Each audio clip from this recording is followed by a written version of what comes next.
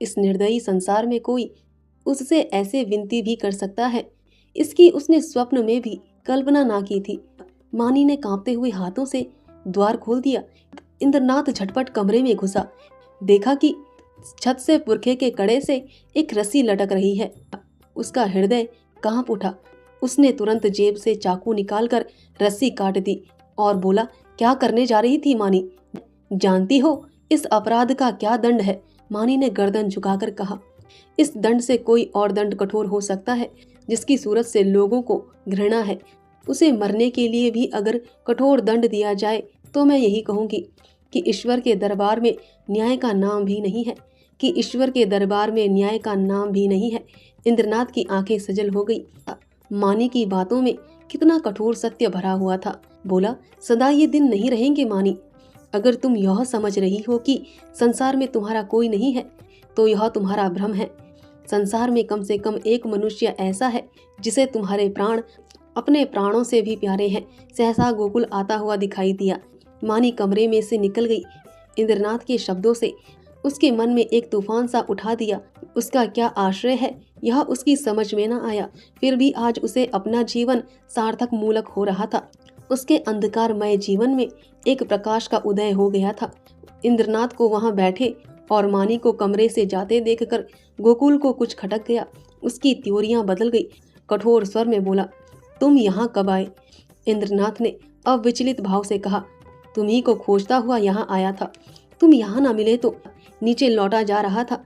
अगर चला गया होता तो इस वक्त तुम्हें यह कमरा बंद मिलता और पंखे के कड़े में एक लाश लटकती हुई नजर आती। गोकुल ने समझा यह अपने अपराध के छिपाने के लिए कोई बहाना निकाल रहा है।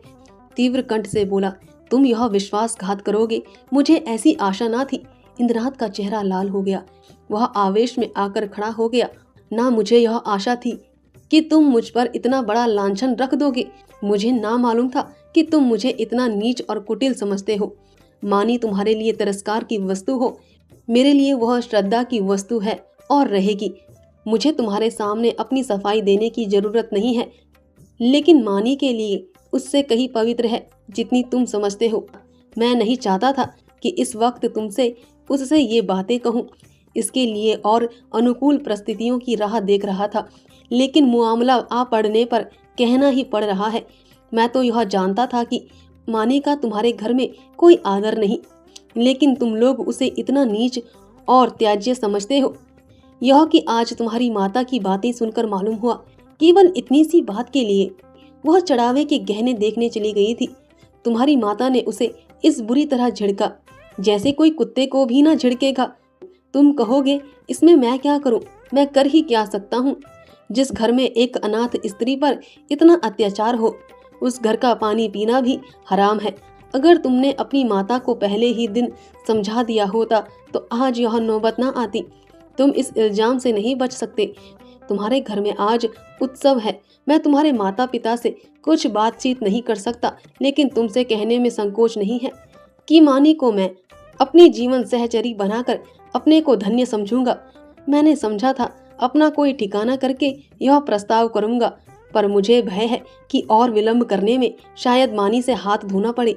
इसलिए तुम्हें और तुम्हारे घर वालों को चिंता से मुक्त करने के लिए मैं आज ही यह प्रस्ताव किए देता हूँ। गोकुल के हृदय में इंद्रनाथ के प्रति ऐसी श्रद्धा कभी न हुई थी। उस पर ऐसा संदेह करके वह बहुत ही लज्जित हुआ। उसने यह अनुभव किया कि माता के भय से मैंने मानी के विषय में तटस्थ रहकर कायरता का दोषी हुआ हूँ। यह केवल कायरता थी और कुछ नहीं। कुछ झेपता हुआ बोला, अगर अम्मा ने मानी को इस बात पर झिड़का तो वह उनकी मूर्खता है।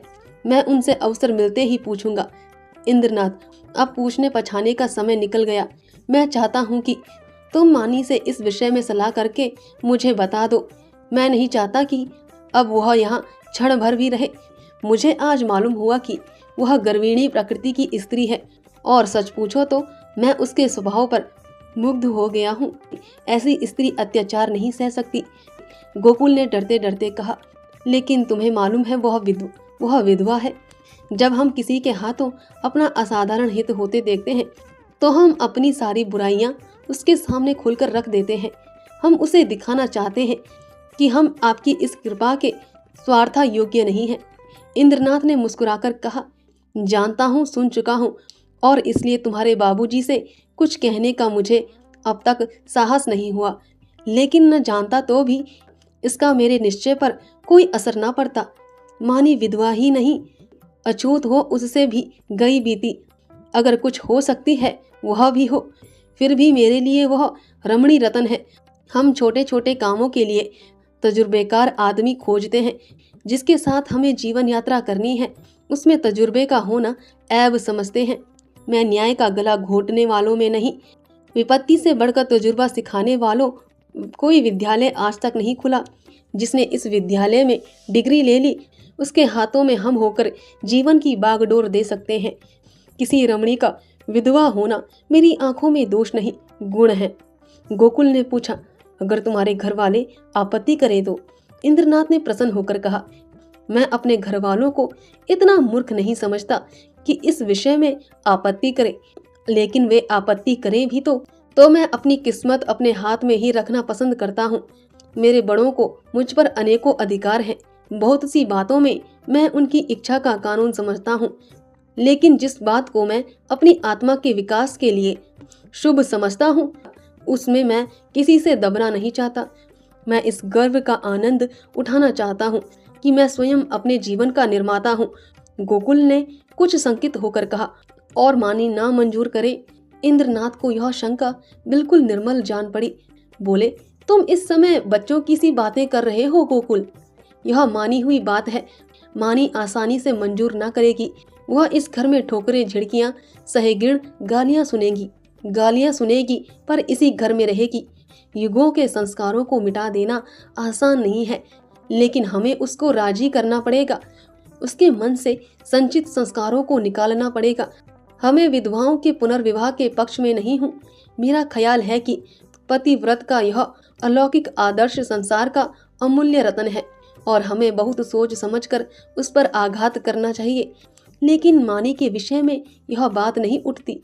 प्रेम और भक्ति नाम से नहीं, व्यक्ति से होती है। जिस पुरुष की उसने सूरत भी नहीं देखी उससे उसे प्रेम नहीं हो सकता। केवल रस्म की बात है। इस आडंबर की, इस दिखावे की हमें परवाह नहीं करनी चाहिए। देखो, शायद कोई तुम्हें बुला रहा है। मैं अभी जा रहा हूँ। 2-3 दिन में फिर मिलूंगा, मगर ऐसा ना हो कि तुम संकोच में पड़कर सोचते विचारते रह जाओ और दिन निकलते चले जाएं।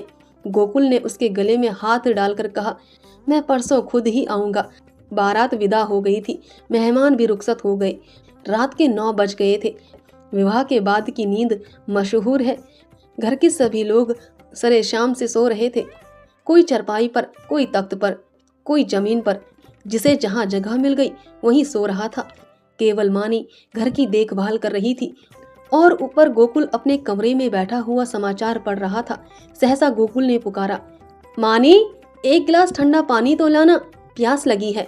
मानी पानी लेकर ऊपर गई और मेज पर पानी रखकर लौटना ही चाहती थी कि गोकुल ने कहा, जरा ठहरो मानी, तुमसे कुछ कहना है। मानी ने कहा, अभी फुर्सत नहीं है भाई, सारा घर सो रहा है। कहीं कोई घुस आए तो लोटा थाली भी ना बचे। गोकुल ने कहा, घुस आने दो। मैं तुम्हारी जगह होता तो चोरों से मिलकर चोरी करवा देता। मुझे इसी वक्त इंद्रनाथ से मिलना है। मैंने उससे आज मिलने का वचन दिया है। देखो, संकोच मत करना। जो बात पूछ रहा हूँ उसका जल्द उत्तर देना। देर होगी तो वह घबराएगा। इंद्रनाथ को तुमसे प्रेम है, यह तुम जानती हो ना? मानी ने मुंह फेर कर कहा, यही बात कहने के लिए मुझे बुलाया था। मैं कुछ नहीं जानती। गोकुल, खैर, यह वह जाने या तुम जानो, वह तुमसे विवाह करना चाहता है। वैदिक रीति से विवाह होगा। तुम्हें स्वीकार है? मानी की गर्दन शर्म से झुक गई। वह कुछ जवाब ना दे सकी। गोकुल ने फिर कहा, दादा और अम्मा से यह बात नहीं कही गई। इसका कारण तुम जानती ही हो। वह तुम्हें घुड़कियां दे देकर, जला जलाकर चाहे मार डाले, पर विवाह करने की सहमति कभी नहीं देंगे।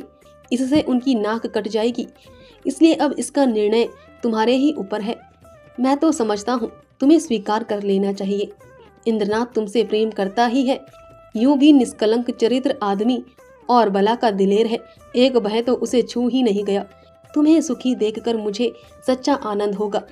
मानी के हृदय में एक वेग उठ रहा था, मगर मुंह से आवाज ना निकली। गोकुल ने अब खिंचकर कहा, देखो मानी, यह चुप रहने का समय नहीं है। क्या सोचती हो? मानी ने कांपते हुए स्वर में कहा। हाँ हाँ हाँ। गोकुल के हृदय का बोझ हल्का हो गया, मुस्कुराने लगा।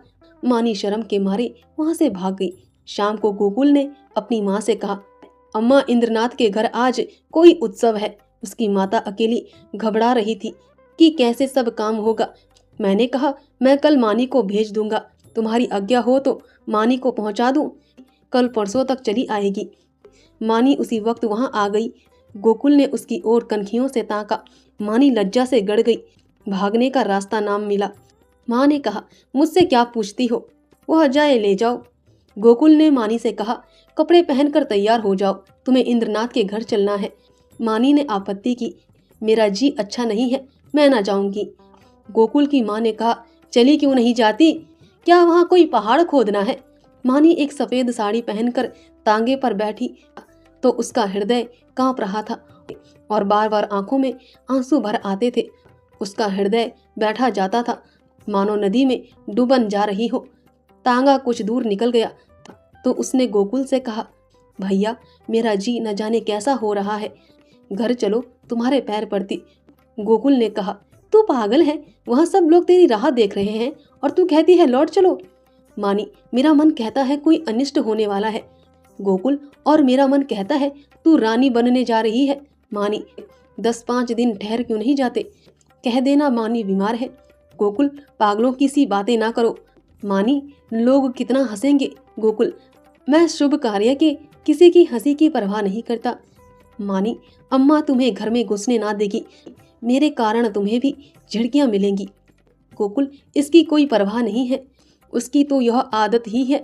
तांगा पहुंच गया। इंद्रनाथ की माता विचारशील महिला थी। उन्होंने आकर वधू को उतारा और भीतर ले गई।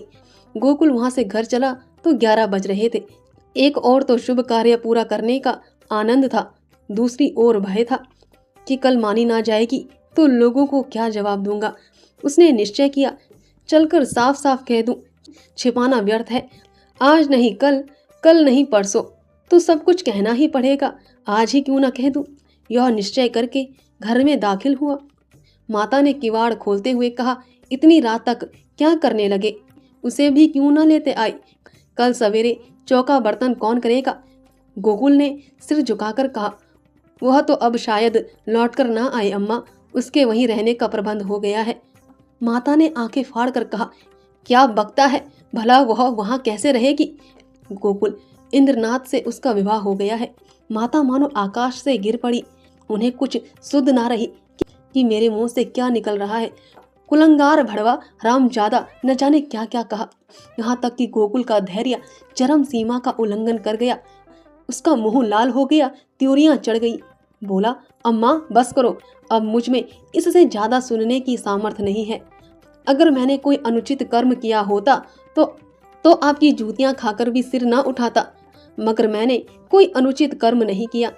मैंने वही किया जो ऐसी दशा में मेरा कर्तव्य था और जो हर एक भले आदमी को करना चाहिए।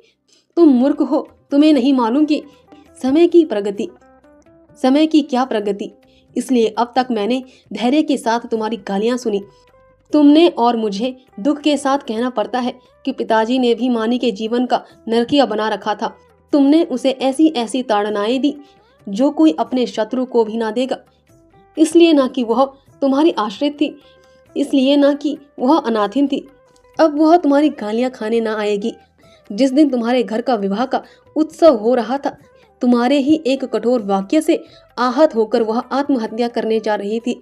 इंद्रनाथ उस समय ऊपर ना पहुंच जाते तो आज हम तुम सारा घर हवालात में बैठा होता। माता ने आंखें मटकाकर कहा, आह, कितने सपूत बेटे हो तुम कि सारे घर को संकट से ही बचा लिया। क्यों न हो, अभी बहन की बारी है। कुछ दिन मुझे ले जाकर किसी के गले बांध आना, फिर तुम्हारी चांदी हो जाएगी। यह रोजगार सबसे अच्छा है, पढ़ लिख कर क्या करोगे? गोकुल मर्म वेदना से दिल मिला उठा। व्यथित कंठ से बोला, ईश्वर ना करे कि कोई बालक तुम जैसी माता के गर्भ से जन्म ले। तुम्हारा मुंह देखना भी पाप है। यह कहता हुआ वह घर से निकल पड़ा। और उन्मत्तों की तरह एक तरफ चला खड़ा हुआ। जोर से झोंके चल रहे थे, पर उसे ऐसा मालूम हो रहा था कि सांस लेने के लिए हवा नहीं है।